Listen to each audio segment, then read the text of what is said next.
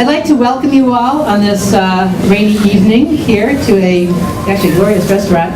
My name is PearlO'Rourke, and I am the new president of the Dartmouth Medical School Alumni Council.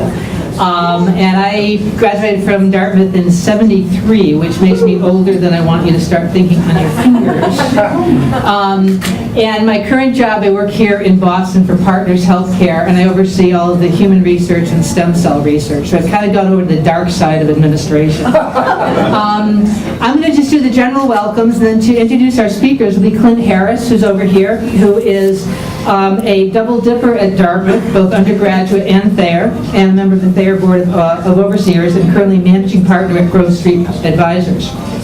We basically want to welcome you to this incredible sort of bringing together of both the Thayer School of Engineering and the medical school. I think any of us in either of those fields realizes how much interdependence there is and how much more exciting it is when they work together. The new Dartmouth President, I think this just died, which is fine, I'm very loud. President Kim has expressed an idea of having Dartmouth as one Dartmouth, or as we say here in Boston, one Dartmouth. And the idea of that is sort of what we're doing here tonight. It's really to pull together the expertise and the brain power of all the different aspects of Dartmouth into really making the whole be the stronger thing. And I think here tonight is just one example of exactly that. And just a few comments about the medical school in Thayer. For those of you who haven't been up there recently, just to realize that we have MD, PhD students enrolled at both of the schools. There's a new undergraduate major in biomedical engineering sciences, and there are also a number of joint grant-funded research projects.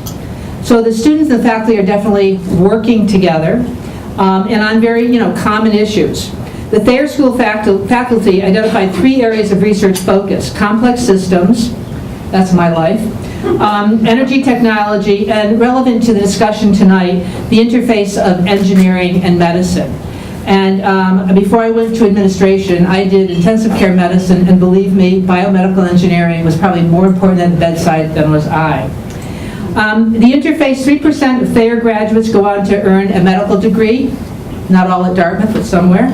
3% of Dartmouth medical students and alumni have a background in some field of engineering or computer science. I was given a couple of examples just to tweak interest. An '09 graduate, Nerith Carlisle, who is now doing a residency here at the Brigham Hospital, which is just down the road here. He's also a software engineer. He recently returned from Tanzania, where he installed a pilot system called Open Cell Pager. And essentially what he did is he converted regular cell phones into a system that could be used to page people through a common mechanism at a 2,000-bed hospital that didn't have any communication system. So, great example. Another one, Dr. Gogo, who is an innovation candidate in Thayer, has developed a mobile device company that is he wants to use to combat counterfeit drug distribution in his home of Ghana. So you can see where there's a lot of interface here. So I think hopefully during the cocktail hour you came up with your own examples of this, and I think we are privileged tonight to hear from 2 of the leaders, one from the medical school, one from Thayer, although they both have feet in both campuses, and just to give us some examples of the exciting things that are happening.